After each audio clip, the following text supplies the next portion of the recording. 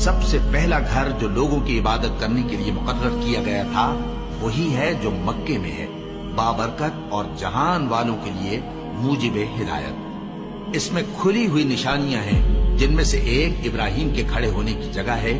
جو شخص اس مبارک گھر میں داخل ہوا اس نے امن پا لیا، اور لوگوں پر اللہ کا حق یعنی فرض ہے کہ جو اس گھر تک جانے کا مقدور رکھے وہ اس کا حج کرے، اور جو اس حکم کی تعمیل نہ کرے گا تو اللہ بھی اہل عالم سے بے نیاز ہے۔ اور جب ہم نے خانہ کعبہ کو لوگوں کے لیے جمع ہونے اور امن پانے کی جگہ مقرر کیا اور حکم دیا کہ جس مقام پر ابراہیم کھڑے ہوتے تھے اس کو نماز کی جگہ بنا لو، اور ابراہیم اور اسماعیل کو حکم بھیجا کہ طواف کرنے والوں اور اعتکاف کرنے والوں اور رکوع کرنے والوں اور سجدہ کرنے والوں کے لیے میرے گھر کو پاک صاف رکھا کرو۔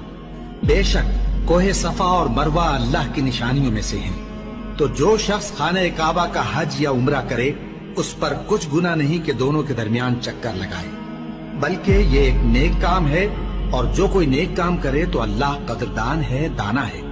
اور اللہ کی خوشنودی کے لیے حج اور عمرے کو پورا کرو، اور اگر راستے میں روک لیے جاؤ تو جیسی قربانی میسر ہو کر دو، اور جب تک قربانی اپنے مقام پر نہ پہنچ جائے سر نہ مڈاؤ۔ اور اگر کوئی تم میں بیمار ہو یا اس کے سر میں کسی طرح کی تکلیف ہو تو اگر وہ سر منڈا لے تو اس کے بدلے روزے رکھے یا صدقہ دے یا قربانی کرے۔ پھر جب تکلیف دور ہو کر تم مطمئن ہو جاؤ تو جو تم میں حج کے وقت تک عمرے سے فائدہ اٹھانا چاہے وہ جیسی قربانی میسر ہو کرے، اور جس کو قربانی نہ ملے وہ 3 روزے ایام حج میں رکھے اور 7 جب واپس ہو۔ یہ پورے 10 ہوئے۔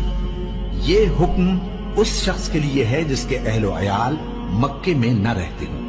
اور اللہ سے ڈرتے رہو اور جان رکھو کہ اللہ سخت عذاب دینے والا ہے۔ حج کے مہینے معین ہیں جو معلوم ہیں، تو جو شخص ان مہینوں میں حج کی نیت کر لے تو حج کے دنوں میں نہ عورتوں سے اختلاط کرے، نہ کوئی برا کام کرے اور نہ کسی سے جھگڑے۔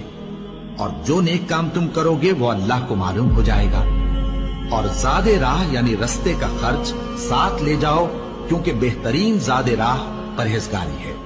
اور اے اہل عقل مجھی سے ڈرتے رہو، اس کا تمہیں کچھ گناہ نہیں کہ حج کے دنوں میں بذریعہ تجارت اپنے پروردگار سے روزی طلب کرو۔